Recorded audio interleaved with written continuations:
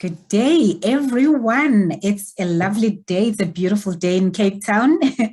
And I have a guest with me who is all the way in Austria. And her name is Romana. I am not going to attempt to say her last name because I will butcher it and I don't want to offend her so early in our discussion. So Romana is in Salzburg in Austria, and she is an author. She has published so many books, 8 times author, and ninth book, I understand, is in the works. She's also an astrologer, and she's a traveler, and she's a happiness coach. There are so many things that this lady does. When I was reading your story, I thought to myself, what is it that she doesn't do? But anyway, before we get to that, Romana, I'm going to invite you to say hello to our audience and welcome. Hello, and thanks for having me. I'm so glad to be on your show. As for my name, it's Romana Hasenoehrl, which is almost impossible for English-speaking persons to pronounce. Yes. And yeah, when people ask me, what do you don't do? I always say scuba diving. I'm scared of that. That's the only thing you don't do. Oh, you have such an interesting CV. You've done everything, skydiving, you've done it traveling alone, you've done it, you've worked in grape harvesting, olives, garages, TV production. It's such an interesting story. But okay, let's get started. So Romana, you know, on this show, I like to bring on guests who identify with the label of a phoenix rising. Because it's people who have, maybe they had it all and they lost it, and then they had to recreate their lives. So rising from the ashes to become the people that they are today, which is why it is so inspiring for my audience. And so how do you identify as a phoenix rising? What is your story? Yeah, my story is I really felt that phoenix rising feeling, that being in ashes.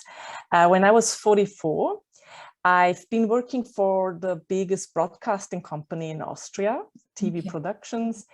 And I've been working for that company for over 17 years. And I have to admit, that was my dream job. I worked as a director's assistant, camera assistant. I really loved it.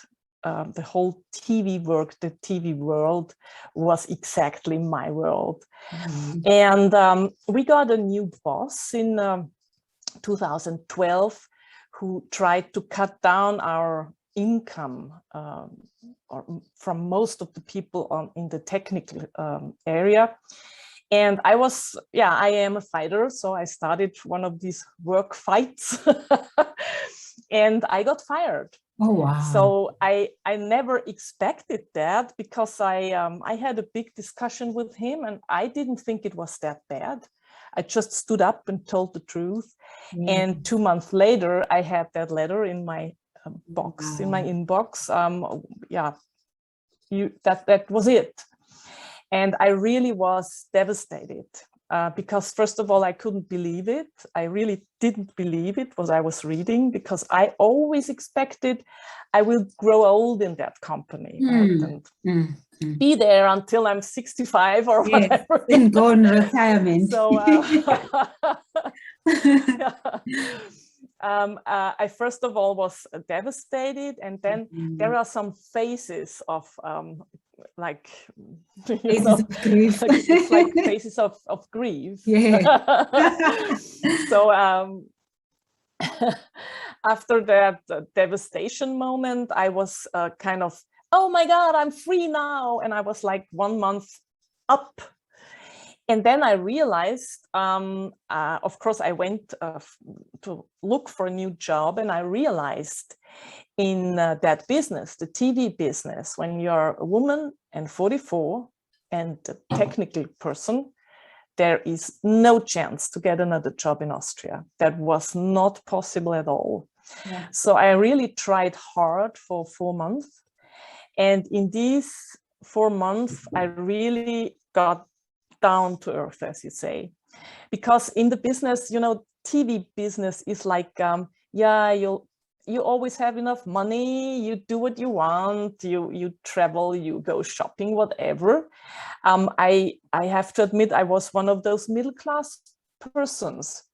Yeah. So, yeah, good life. Yes. And after 4 months, I realized, oh my God, that was it with that life, with that, okay, you go to a restaurant 4 times a week, and you never think a lot about what future will bring, because I thought that my future was made already. Secure. Mm-hmm. Yeah. Yeah. So after the 4 months, I realized I don't want to, get the money from the state anymore. I could have taken the money for a year, but I felt so bad every time I went there. And every time that lady told me there is no chance in your business to get a job. So I got like smaller and smaller. And then I thought, okay, I am an astrologer. That always was a hobby for me. Okay. And I did many courses and years of studies.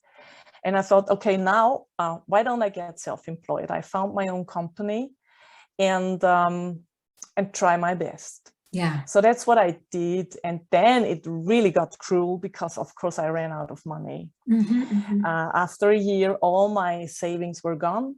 I didn't know how to pay the rent. So I went and worked for a carpenter and helped him, like, building the stuff I could do, because that was the only job I got. Yeah. And I think that was the real down point, the lowest point I could get. I wasn't sure how to pay the rent. I couldn't afford anything. I didn't buy any clothing or shoes or whatever for 2 years. Yeah. And I celebrated my 45th birthday, that was, at McDonald's with an ice cream. And I thought, oh my God, now I know there are many people on that world who couldn't even afford that ice cream. Yes. But for me, it was like, normally I would have given a party for a 45th birthday, right? Yes. But there was no money for it. And that was the point when it's like, I sat there and thought, oh my God, there were so many dreams and so many hopes and so many visions, and it's all gone. It's over. Yeah. And then I was so lucky, because I think that life, after 10 years, I can say that, I think that life wanted me to be there and realize I still have some strength in me, and I can teach people how to get that strength and how to rise from the ashes. Yes. Yes. Yeah. I mean, that's what I started. I'm nodding so much because I identify with a lot of what you've said. A lot of what you went through, I went through. So, probably 80% of your story is very similar to my story, because I was also in a nice job. I was happy. I thought I would do it until retirement. I was comfortable. I was earning a good salary. I was living a middle class life, or everything, going to restaurants, how many times a week, all of that. And then I got laid off. I wasn't fired, because, we ran out of funding for my company, that I was working for. But, going through the stages of grief, the denial, all of it. The denial. Bargaining with God, if you give me my job back, I will do this, I will do that. And then realizing that God is not going to give you your job back, all the stages until you get to acceptance and you're like, okay, this is not going to happen. I'm not going back. So then you start thinking about, okay, what's the next phase? How do I recreate myself? How do I use what I have, whatever, tapping into your gifts that you have to plan and strategize for a way forward.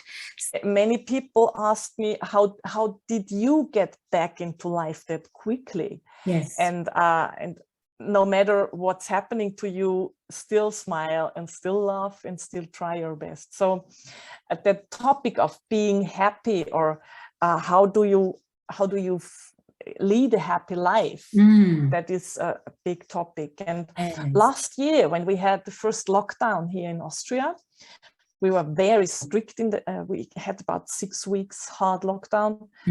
And I realized that people really get problems then. Because now everything was gone, what you normally do. You meet friends, you talk, you go to a restaurant or whatever, everything was gone. And then I decided to found a Facebook group called Happiness Reloaded, because I wanted to teach people how to get back to this inner happiness you have when you are a child.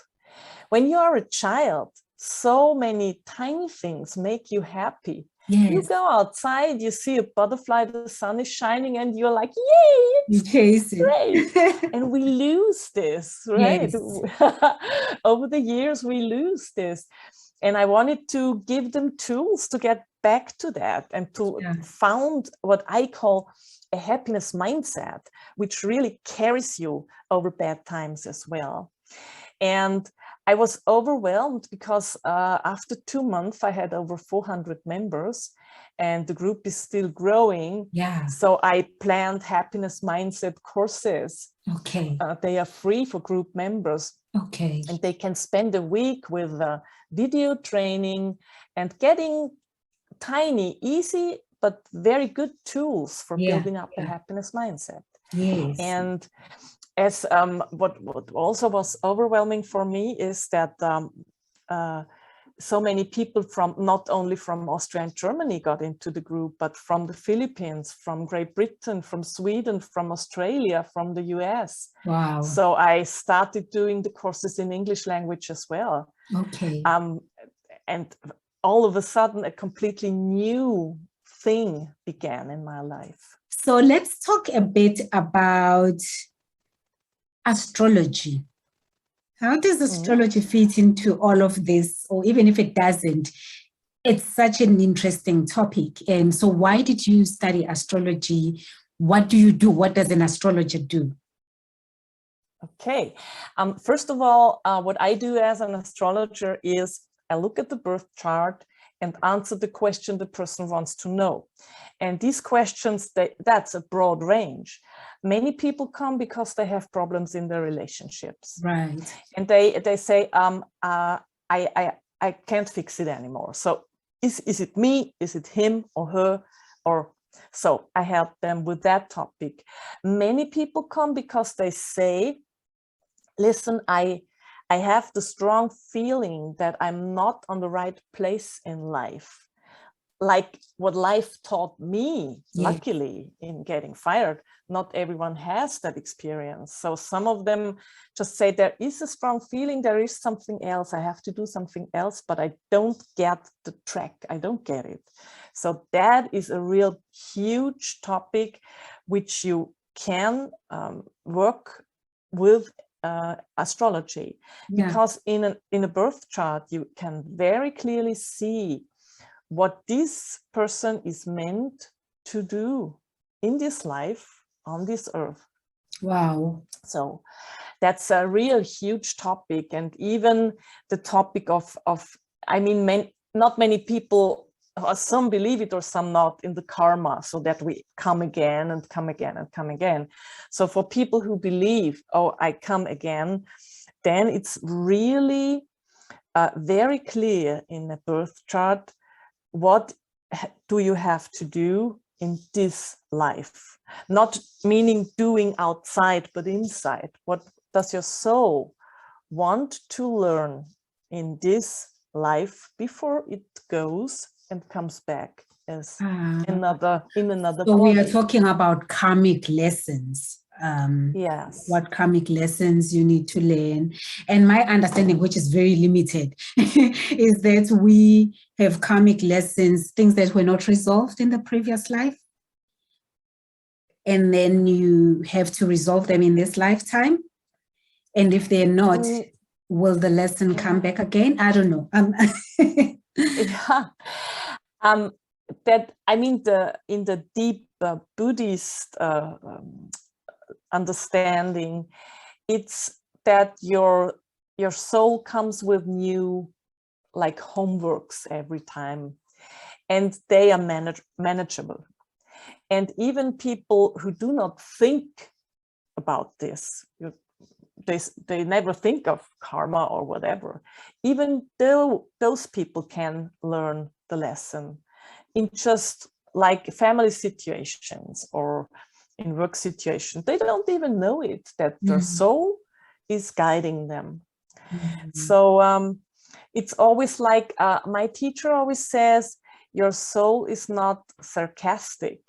It doesn't say, hey, you didn't do that, now you have to come back. It's not sarcastic. It's like, it's happy with every step you make.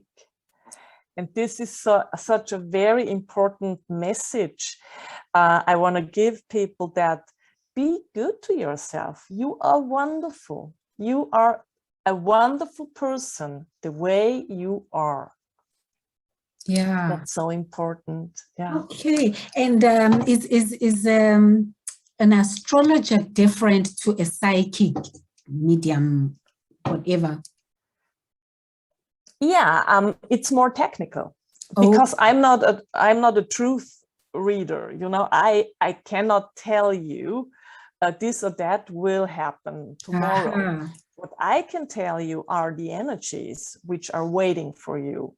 And I can tell you, oh, next year will be a year where you have, I don't know, huge developments to do, you should do in yourself.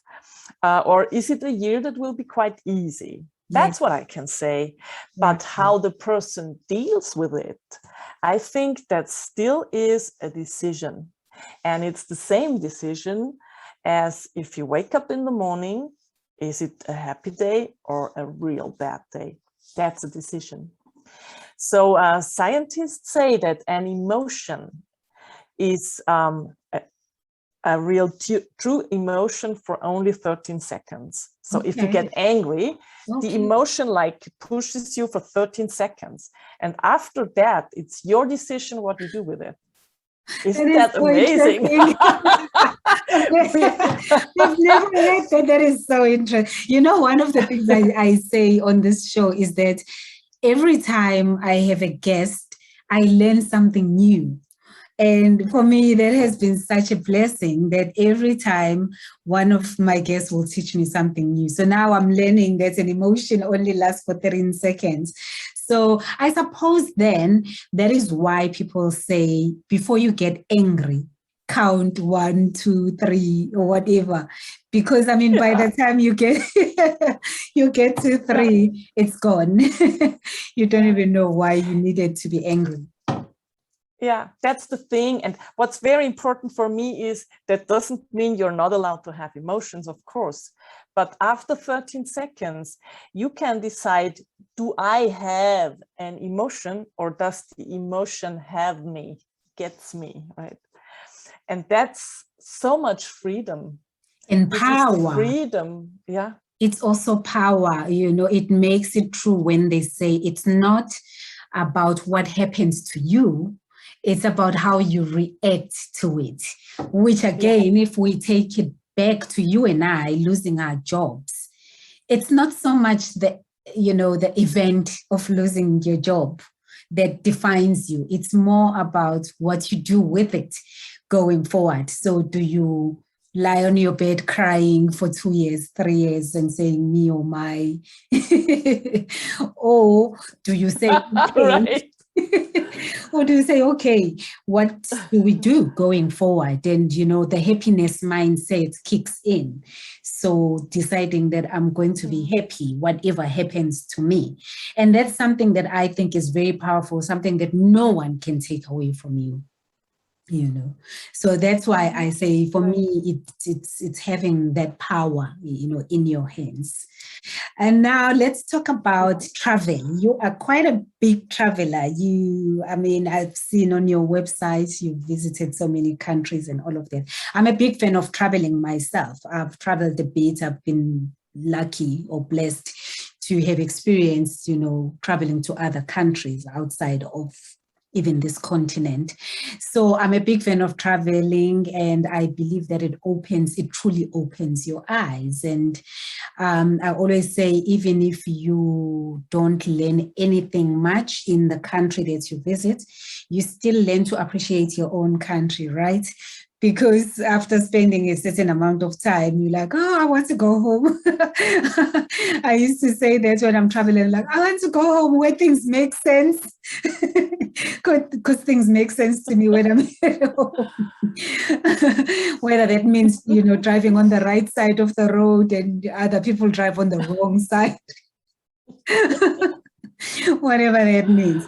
So I'm a very big fan, and I encourage people to travel. So tell me a little bit about your travels. Yeah, I love traveling all my life. So the first time I was traveling alone was when I was 14, and Wow. traveling to England and staying with the family there for the summer, a strange family. So that's how it started. And then when I had that very, very good times of my life, I've been studying, working as a cab driver, earned a lot of money, and I could afford to like go everywhere I wanted. So I saw many parts of this world, but always I had the feeling, why do I have to come back at a certain point, right? It's not my decision, it's when holiday's over. And that always was in my head. So after I founded my own company, it took me another 1.5 years, funnily, to like get that thought back. And I thought, hold on, there is no one telling me now when to come back. Yeah. So that was like, oh. So I had an old Volkswagen camper, very small one at these days. And I decided to really fix it for a longer trip. And then it was exact that moment, what you just said, when do I want to get back home? So I started to travel Europe, and I said, I go home the moment I feel like it. And it took me 3.5 months. And then I was in Sicily. I woke up one morning and said, I want to go home. I went home. And that was in 2015. I was traveling alone then, because unfortunately my partnership didn't stay within the personal crisis I had. So we couldn't make it. So I was alone then and traveling alone, but I loved it. I really loved it. The things I can imagine. What's going inside you, the mind opening, which happens when you're traveling. And I kept on doing that. So all the years after, I just got into my camper van in September and started traveling again. Only last year, I was like, okay, locked down again. But this year, the situation is a bit better in Europe.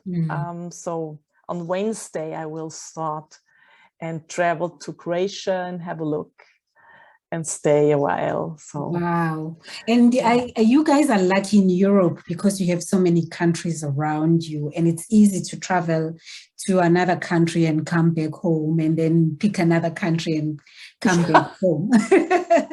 So Europe is so small. Europe is so small. Yes, yeah. I mean, the few times, 3 or whatever times I've traveled to Europe, I always try to make sure that I see more than one country. So like do the UK and do France and do, Italy. So then you can say, okay, 3 countries. I traveled to Austria many years ago, maybe over 10 years ago, Vienna. but that was for a Oh. conference. That was when I was still working in HIV research, and the AIDS conference was in Vienna. And probably my first trip to Europe, if I think about it, it's over 10 years ago. Beautiful, beautiful. Like, yeah, that was quite an experience for me. So, I mean, as a woman traveling alone, is it safe to travel? How do you navigate that? It is, because I've been traveling alone before that. Okay. I've been to Thailand twice by myself, to the US, so many countries. Yeah. I even visited Southern Africa many years ago. Wow. And Wow. yeah, so what I think is, it is safe as long as you follow some rules. Okay. And I made a website called Bulli Reisen EU, because a bully is an old Volkswagen camper van. That's its name.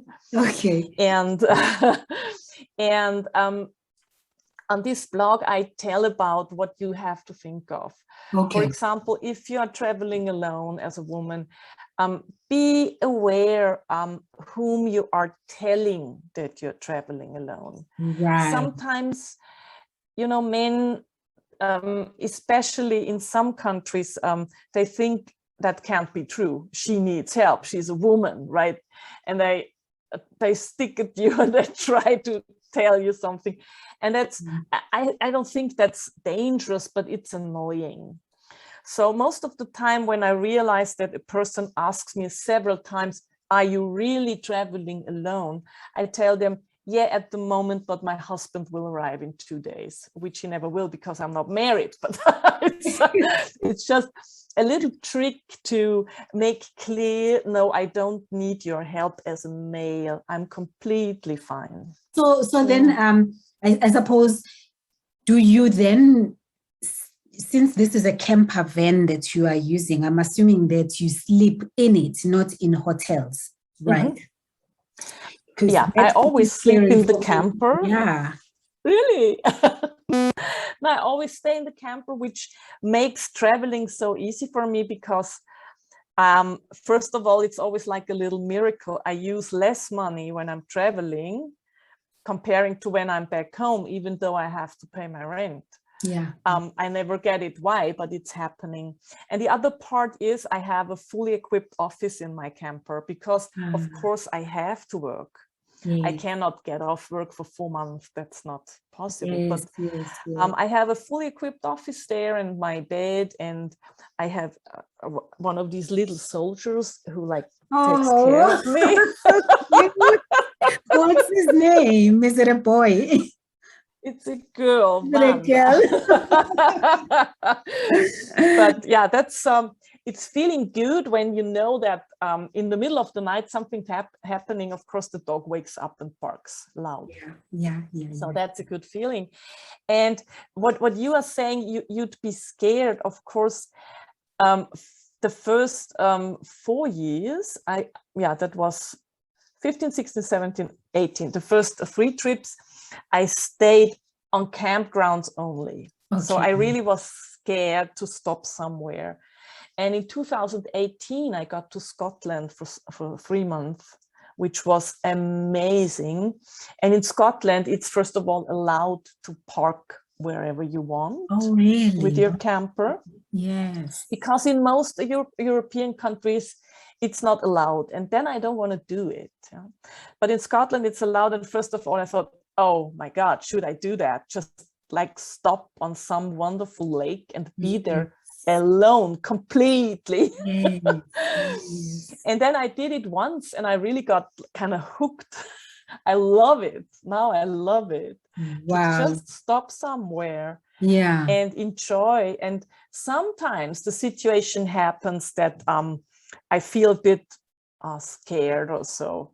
I once had to stay in Italy next to a road because it was getting dark and I couldn't find a nicer place. And I felt kind of, oh, I don't really like that. But then another camper stopped next to mine. That was a man traveling alone. And I just went over, knocked on the door and said, "Hey, I'm scared. If something happens, can I wake you up in the middle of the night?" And he says, "You can be sure I'm scared before you are." Everyone is scared, but no one is admitting it. I love that. I think I would love to do something like that. I've thought about it, that, wouldn't it be nice? I've even thought, because I can also work anywhere in the world, really. I've even thought, what would be nice is to pick different towns, even if I start in my own country, but the towns that, like those towns that nobody goes to, and just stay there for 2 months and, get to know the town, the people, whatever, and learn a little bit about it, and then move on to another town. Just the freedom of, I used to say to my kids, I'm a gypsy. I can travel forever. So I love that. So you mentioned, I'm shifting gears a bit. You mentioned that you have your office in your camper van and all of that. So I want to get back to the whole thing of working or owning your own business. As a woman who's above 50, is it still possible for people like you and I to, start your own business or do your own thing when you are 50 plus? I highly recommend doing that. I have a little kind of TV interview show on my Facebook group. It's called The Brave Hearts. And I interview people who do what they really, really want to do. And most of them started their own business over 50. Because before they had their kids to support, yes. You cannot just say, "Hey, find some work, kids." It's not. You have to give them some security, right? So, and all of them, for example, one of them was a mechanic, a car mechanic. Okay. And he got a painter. He's a real gifted painter. And he founded his own company with over 50, and he's now selling his pictures all over the world. That's just one example. And all persons I ask, they all say, if you feel you have something inside you and you need to go this way, do it. It doesn't matter if you're 40 or 50. Yes. It even might be better over 50 because you are more relaxed. And the kids are older. The kids are older. You are, you know more about life. So some fears are not here anymore. For example, in my case, of course, sometimes the first years I thought, oh my God, what if tomorrow no more clients will come? Oh, what do I do? But these fears are gone. Yes. Because I know what I can, I know what I'm able to do, and I know that I can make my living. So especially for women, I'd highly recommend it. And I tell all women who come to me and they ask that, for example, in astrological talks, should I do that? Should I make that step? And all of them have brilliant ideas and kept waiting and waiting and waiting. What I always say, and I love that quote, this life is not a rehearsal. That's the true show. Yeah. Go for it. You get one shot. That's not tomorrow we'll start. You only get one shot. Yeah. No, and I'm asking you this question because I know so many, especially women, I don't know about men, but so many us women, we put our lives on hold while we're raising our kids. And then you get to a point where they are older and they want to leave home. My kids are now in the process of leaving home. I have 2 daughters. One has already left home. I have one who's now making plans to leave home. So you get to that point where you're like, oh my gosh, now suddenly it's an empty nest. And what do I do with myself? But then most people, again, it goes back to the mindset. But then you get people who will say, oh, I'm too old. What can I do at 50? You know, that negative mindset. Or you get someone who says, oh, wow, you know, like excitement. I can finally do whatever I want to do. I can trade my car and get a camper van and, you know, and travel to my heart's delight. So, yeah, it really has a lot to do with your mindset. And that's why I wanted to ask you that question, because I'm sure there are so many women specifically out there who are there thinking, oh, I'm too old, what can I do? And they've just sort of given up on life. Oh, awesome. So we have to bring this to a close. Before we close it, any last words for us? Oh, yes. Yeah, I have. If you want to build your happy mindset, start your day with laughing, really laughing, not only smiling. Do something like paint a silly face on your mirror or whatever, and like look at it and go loud laughter for at least, I would say, 40 seconds. Then you really get the whole chemistry working in your body and starting the day with complete other mindset. Yeah. That's one of the quick tips. Yes, I love that. I'm going to try that. Yeah, do that. Oh, goodness. Thank you so much, Romana. If anybody is interested in your work, how do they get a hold of you? They can send me an email, Okay. of course, an email. Yeah, or have a look at my website.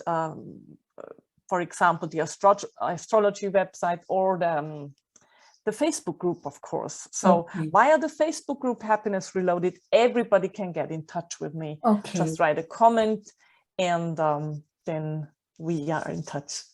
Okay, excellent. So you have two websites. You have a travel one and an astrology one, or is it one website? It's two websites, yeah. Okay. So if you send me the names, or you know, then I can put them on the notes. That's great. Yeah. Cool. Okay. Well, thank you so much. It was such a pleasure and such an honor to have you sharing your life. Thanks for having me.